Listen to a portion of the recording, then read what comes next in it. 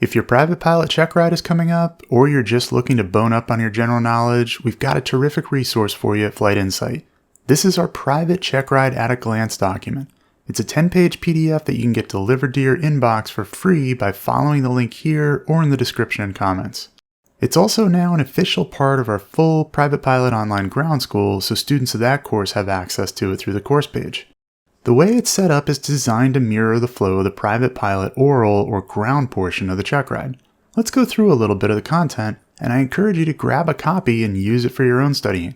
Now, when I run students through a mock private Checkride, I like to approach it as if we're examining a real flight, so we'll progress in chronological order from beginning to end. That's how this document is set up. The first step in any flight is determining if a flight is legal to begin with, and that's what page 1 is all about. Breaking this into 3 questions, am I legal, is the airplane legal, and are the conditions legal, allows us to dive into many regulations and practices that are tested on the actual Checkride. As you can see, page 1 starts off chock full of great info like required equipment, airspace weather minimums, and currency requirements. But let's focus here on page 6, which covers a few topics that tend to trip students up, starting with airspeed. We see that there are a number of ways of expressing the speed of our aircraft. The first is indicated airspeed, or IAS. This is, simply put, what we read off our airspeed indicator in flight. But the airspeed indicator doesn't give a direct expression of airspeed. Remember that it just measures the difference in air pressure between the pitot and static port. The indicated airspeed has to be corrected for instrument and positioning errors to get the calibrated airspeed. Our POH will most likely give us a chart for converting IAS to CAS. Still though, this is just an indirect measure of our actual speed through the air. To get our true airspeed, we have to correct the calibrated airspeed for non-standard temperature and pressure. Flying through lower pressure, higher altitude, or higher temperatures will cause the air density measured by the pitot static system to be lower. This will result in an indicated and calibrated airspeed that's lower than our actual true airspeed. We need to correct for these non-standard conditions.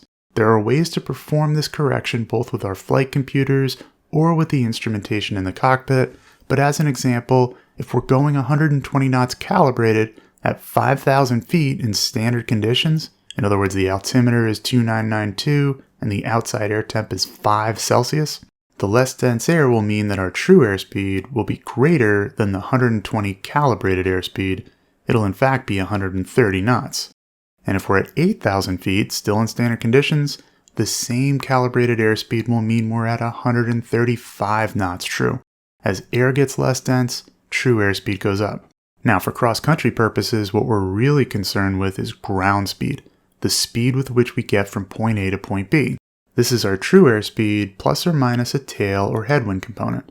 Again, we learned to calculate this using a flight computer, which is also covered in the document. Finally, we introduce Mach number, which is a ratio of the true airspeed to the local speed of sound. Both of these figures depend on the altitude and the density of the air we're flying through and start to matter when we're at very high altitude and speeds, where Mach number gives a much better representation of aircraft handling than true airspeed does. But this concept is likely more relevant to the commercial pilot.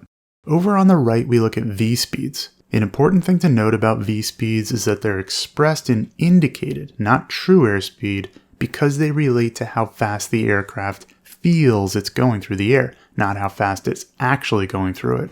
This is why many V-speeds are expressed right on the airspeed indicator, starting with VSO, the stall speed in the landing configuration, the bottom of the white arc. VFE, or the minimum flap extension speed, is at the top of the white arc. In the green arc, you find VS1 at the bottom, which is the stall speed in a specified configuration, such as flaps up and full power. VNO is at the top of the green arc and is the max structural cruising speed. The green arc is the normal operation range. Both smooth and turbulent air can be flown in here. However, past VNO in the yellow arc, we should only be in smooth air. Turbulent air can risk structural damage at these speeds. At the top of the yellow arc is the red line of the VNE never exceed speed. Past these speeds, you're basically your own test pilot, and control surface breakdown can be expected here.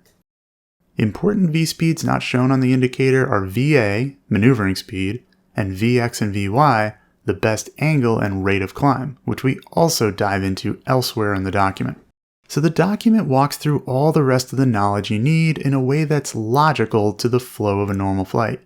It's best to read it from start to finish like you would a normal flight, as this is how you'll ensure you're getting all the concepts. We go into what you need to know about your flight instruments, aerodynamics, airspace rules, cross-country planning, reading sectional charts, types of airspeeds and altitudes, weather reports, and how to decipher METARs and TAFs. Basically, if it's on your Checkride, it's in our document. You could take any one of the pages like we did today and conduct your own mock Checkride, or have your instructor drill on it with you. You can get yours for free following the link here in the video description or in the comments. As always, head over to the Flight Insight website for all your flight training needs. See you there.